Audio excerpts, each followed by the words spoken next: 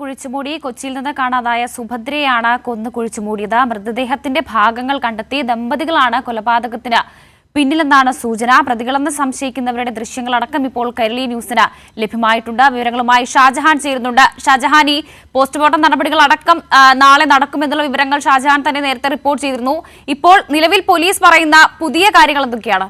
വർഷ, ഇപ്പോൾ പോലീസ് പറയുന്നത് ഈ മൃതദേഹത്തിന് ഏതാണ്ട് ഒരു മാസക്കാലത്തോളം പഴക്കമുണ്ടാകും എന്നൊരു സംശയമാണ് പോലീസ് പറയുന്നത്. കാരണം ഇതിപ്പോൾ തീരദേശ മേഖലയായതുകൊണ്ട് ഉപ്പുവെള്ളത്തിൻ്റെ സാന്നിധ്യമുള്ളതുകൊണ്ട് തന്നെ മൃതദേഹം കൂടുതൽ അഴുകിയിട്ടില്ല. ഒരു മാസത്തെ കാലതാമസം ഉണ്ടാകും. പക്ഷേ ഇനിയിപ്പോൾ ഇതിൻ്റെ ഇൻക്വസ്റ്റ് നടപടികൾ നടക്കുന്നു. അതോടൊപ്പം തന്നെ ഫോറൻസിക് ഉദ്യോഗസ്ഥരും പോലീസ് ഡിപ്പാർട്ട്മെൻറ്റിലെ ഉദ്യോഗസ്ഥരുമൊക്കെ തന്നെ ഇവിടെയുണ്ട്. അവരിപ്പോൾ ഈ മൃതദേഹത്തിൻ്റെ നിലവിലെ ഒരു പഴക്കം പരിശോധന നടത്തിക്കൊണ്ടിരിക്കുകയാണ്. അതോടൊപ്പം തന്നെ ഇൻക്വസ്റ്റ് നടപടികളും പൂർത്തിയായി വരുന്നു. ഇതിനുശേഷം മൃതദേഹം മോർച്ചറിയിലേക്ക് മാറ്റും.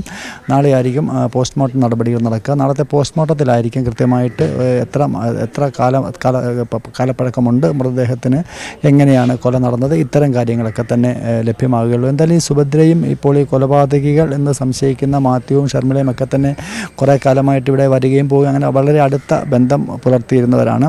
ഈ സുഭദ്രയുടെ ശരീരത്തിലുണ്ടായിരുന്ന സ്വർണ്ണാഭരണങ്ങളാണ് ഇവർ ലക്ഷ്യം വെച്ചത്. അത് കാണാതായിട്ടുണ്ട്.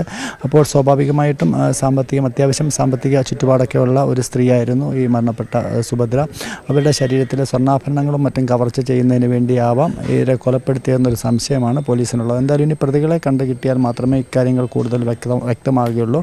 എന്തായാലും ഈ പ്രതികളെ സംബന്ധിച്ച് സൂചന കിട്ടിയതിൻ്റെ അടിസ്ഥാനത്തിൽ പോലീസിൻ്റെ അന്വേഷണം നടക്കുന്നുണ്ട്. വളരെ പെട്ടെന്ന് തന്നെ പ്രതികളിലേക്ക് എത്തിപ്പെടാൻ കഴിയുമെന്നൊരു വിവരവും പോലീസിൻ്റെ ഭാഗത്തു നിന്ന് ലഭിക്കുന്നുണ്ട്. നമുക്കിപ്പോൾ കാണാം, ഇപ്പോൾ ഈ മൃതദേഹം പുറത്തെടുത്തു. അതിൻ്റെ ഇൻക്വസ്റ്റ് നടപടികൾ പൂർത്തിയായി വരുന്നു. കഴിഞ്ഞ ഏതാണ്ട് ഒരു മാസത്തിന് മുൻപാണ് ഇവിടെ ഈ കൊലപാതകം നടക്കുകയും അതോടൊപ്പം തന്നെ മൃതദേഹം മറവുകയും ചെയ്തത്. പോലീസിന് ലഭിച്ച ചില സംശയങ്ങളുടെ അടിസ്ഥാനത്തിലാണ് കടവന്ത്രയിലുള്ള ഈ സ്ത്രീ ആലപ്പുഴയിൽ കലവൂരിലെത്തുകയും ഇവിടെ വരുന്നിട്ടുണ്ട് എന്നുള്ളൊരു സൂചനകൾ ലഭിച്ചു. CCTV ദൃശ്യങ്ങളും മറ്റും പരിശോധിച്ചതിൻ്റെ അടിസ്ഥാനത്തിൽ മാത്യുവിനെ പോലീസിന് സംശയം വരികയും മാത്യുവിലേക്ക് അന്വേഷണം, ആ അന്വേഷണത്തിനൊടുവിലാണ് ഇവിടെ നിന്നും ഇപ്പോൾ മൃതദേഹം കണ്ടു കിട്ടിയിരിക്കുന്നത്. വർഷ.